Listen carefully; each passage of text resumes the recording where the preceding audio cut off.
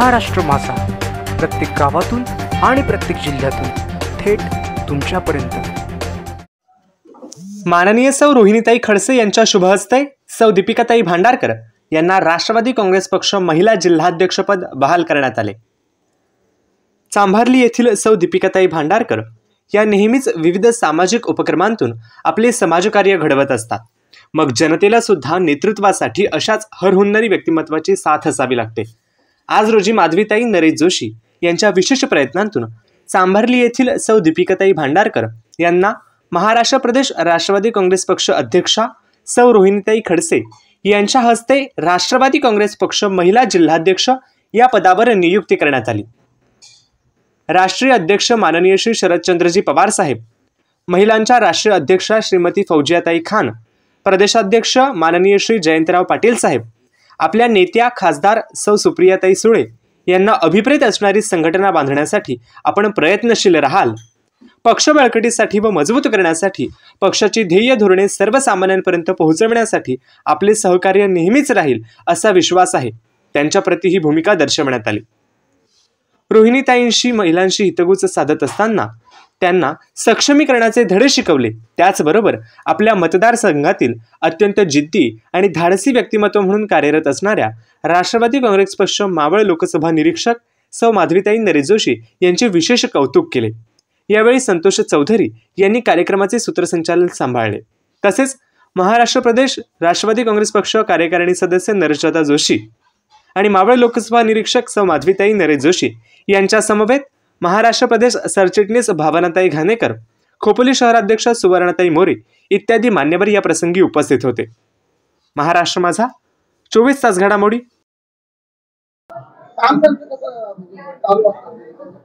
त्यांचं काम चांगलंच आहे। त्यांनी गेले कित्येक वर्ष झाले ते पक्षाच्या निष्ठेने काम करत आहेत। आज पवार साहेबांच्या पाठीशी खंबीरपणे उभं राहण्याचं काम या दीपिकाताई करत आहेत। मला भविष्यामध्ये त्या चांगल्या रीतीने पक्ष संघटन मजबूत करतील हा विश्वास आहे आणि जोमाने काम करून प्रत्येकापर्यंत पोहोचतील हाही विश्वास आहे।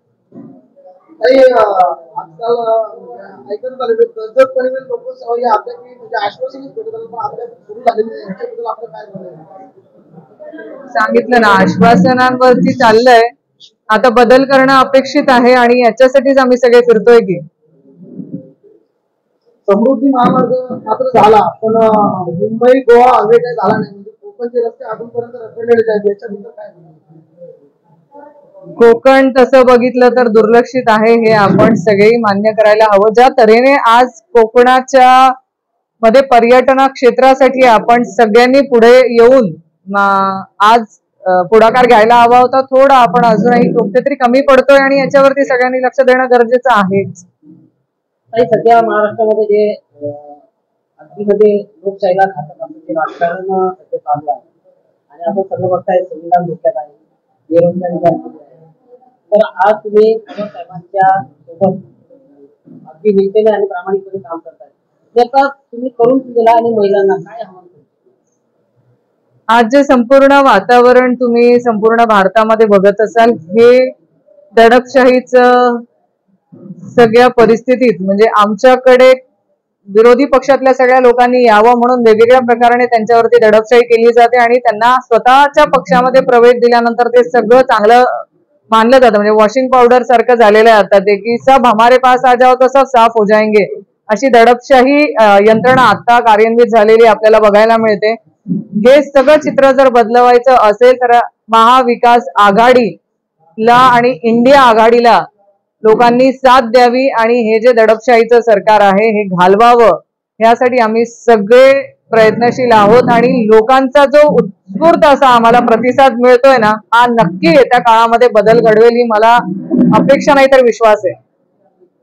उद्याचा जो रामलल्ला कार्यक्रम आहे त्या नोकरीमध्ये आहे, एकीकडे असं आरोप केला जातोय की हा फक्त भारतीय जनता पार्टी आणि RSS त्या लोकांनी आयोजित केलेला आहे आणि त्याला बऱ्याच लोकांनी काही विरोध केलेला आहे। त्याच्यामध्ये शंकराचार्य जे महाराज असतील त्या लोकांनी विरोध केलेला आहे, याच्याबद्दल तुमचं मत काय? आदरणीय शंकराचार्यांचा एवढ्यासाठीच विरोध आहे, तिथे विरोध म्हणण्यापेक्षा त्यांच्या सूचना आहेत की कुठलंही मंदिर पूर्ण झाल्याशिवाय तिथे आपण मूर्तीची प्राणप्रतिष्ठा करू शकत नाही।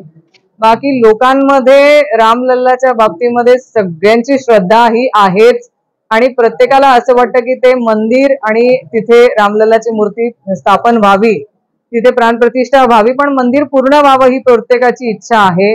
आणि आमच्या महिला भगिनींची या निमित्ताने माझी विनंती असणार आहे की ज्या आपल्या भारताच्या सांविधानिक सर्वोच्च पदावरती बसलेल्या पंतप्रधान आदरणीय द्रौपदीताई मुर्मू आहेत, यांना राष्ट्रपती यांना तिथे बोलवलं जावं आणि त्यांच्या हस्ते ती पूजा करून एका महिलेला त्यांनी सन्मान द्यावा आणि या महिलेला सन्मानित करून जेव्हा लोकसभेच्या नवीन इमारतीमध्ये राष्ट्रपती ताईंना बोलवण्यात आलं नव्हतं, पण या तरी उत्सवाला आदरणीय राष्ट्रपती ताईंनी उपस्थित राहावं, द्रौपदी ताईंना तेवढा मानाचा आणि स्थान तिथे देण्यात यावं ही आमची सगळ्या महिला भगिनींची इच्छा आहे. मला असं वाटतं की ते जर केलं तर खऱ्या रीतीने एका महिलेला, एका मागासवर्गीय समाज आदिवासी महिलेला सन्मान दिल्यासारखं होईल.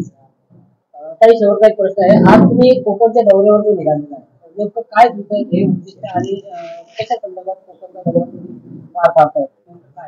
आम्ही राष्ट्रवादी काँग्रेस पक्षाचं संघटन मजबूत होण्यासाठीचा हा दौरा आमच्या माध्यमातून आम्ही घेतोय आणि पक्ष संघटना करून आमची महिलांची जी संघटना आहे ती कशी मजबूत होईल यासाठीच हे दौऱ्याचं आमचं आयोजन चाललेलं आहे. आणि महाराष्ट्रामध्ये माझे अनेक जिल्ह्यांमध्ये आजपर्यंत दौरे झालेले आहेत. आता काल मी नाशिक जिल्ह्यामध्ये होते, आज इथे रायगडला आहे, उद्या रत्नागिरी चिपळूणला असणार आहे, त्याच्यानंतर आम्ही कोल्हापूर, सातारा, सांगली, सोलापूर, नगर ह्या जिल्ह्यांमध्ये जाऊन आम्ही महिलांचं संघटन आमचं मजबूत करण्यासाठी प्रयत्न करतोय.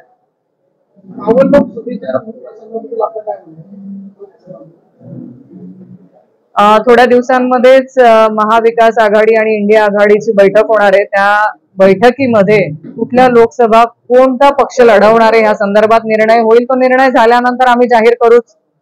मागील काही दिवशी या तलागाला जाऊन त्यांचं काम बघत आहे, त्यांनी अनेक महिलांना घडवलं आहे आणि क्रीडा क्षेत्र असो, शैक्षणिक असो, प्रत्येक क्षेत्रामध्ये ते अग्रेसर असतात. म्हणजे 24 तास तुम्ही पाहायला भेटण्यासारखं लावलेलं असतं, ते समाजकार्य चालू आहे. तर त्यांच्याबद्दल आपला काय विचार आहे? काम चांगलं करत असतील आणि जर सगळं असेल तर पक्षाला काय निर्णय घ्यायचे ते वरिष्ठ सगळे घेतील. शेवटी आज मला काही इथे बोलण्याचा अधिकार नाही. जोपर्यंत आमची महाविकास आघाडी इंडिया आघाडीची बैठक होत नाही ना, त्यावेळेपर्यंत कुठली लोकसभा कोण लढवणार आहे याच्यावरती मी तरी भाष्य करणं योग्य नाही. ते सगळे मीटिंग झाल्यानंतर कुठली लोकसभा, कुणाचा कोण उमेदवार असणार हे सगळं आम्ही सगळे महाविकास आघाडीचे एकत्र आल्यानंतर नेते जाहीर करतील. सध्या तुम्ही प्रदेश अध्यक्ष असल्यामुळे याची सर्व महिला या लोकसभेमध्ये जावं यासाठी तुमचा काही अंदाज असणार आहे? आमचे नेते आदरणीय शरदचंद्रजी पवार साहेब कायम महिलांच्या पाठीशी खंबीरपणे उभे राहिलेत आणि गेले कित्येक वर्षांचा जर तुम्ही इतिहास बघितला असेल तर काँग्रेस आणि राष्ट्रवादी काँग्रेस या दोघही पक्षातील नेत्यांनी कायम महिलांना योग्य तो न्याय देण्याचा प्रयत्न केलाच आहे आणि जास्तीत जास्त महिला लोकप्रतिनिधी या निवडून गेलेल्या पण आहेत. पण गेल्या 10 वर्षाचा जर तुम्ही रेकॉर्ड काढला तर ही संख्या नगण्य किंवा बोटावर मोजण्या एवढीच दिसते. म्हणजे हे जर सगळ्या पक्षातल्या लोकांना माझी विनंती राहणार आहे की महिला लोकप्रतिनिधींना जास्तीत जास्त संधी दिली पाहिजे. जे 50% आरक्षण देण्याचं आश्वासन केंद्र सरकारने दिलंय ते जर या येत्या विधानसभा आणि लोकसभेमध्ये केलं तर 50% महिलांना संधी, आम्हाला हक्क आहे आमचा, तो जो मिळेल आमचा हक्क.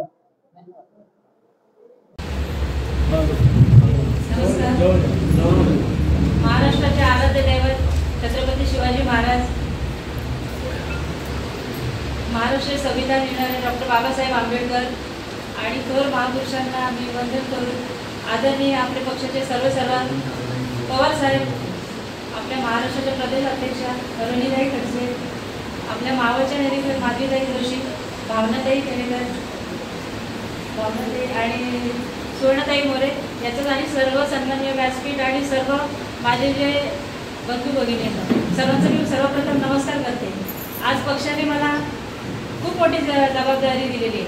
रायगडचं महिलांचं नेतृत्व करणं हे आणि महिलांचं सक्षमीकरण आणि सबलीकरण या सर्व याच्यावरती मीच नाही, हा फक्त राष्ट्रवादीचा महिला जिल्हाध्यक्ष पद फक्त नावासाठीच माझ्याकडे, तर सर्व कर्त्या तुम्हीच आहेत. तुम्ही आपल्याला आपला राष्ट्रवादी महिला पक्ष आपल्या तळागाळापर्यंत पोहोचवायचं आहे आणि महिलांचं सबलीकरण आणि महिला पुढे जातील प्रत्येक क्षेत्रामध्ये असं मी प्रयत्न करेन.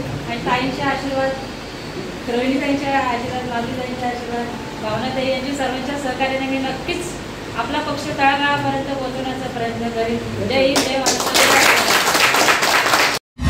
महाराष्ट्र माझाला सबस्क्राईब करा आणि बाजूचा बेल आयकॉन प्रेस करून मिळवा आपल्या परिसरातील ठळक आणि ताज्या घडामोडी.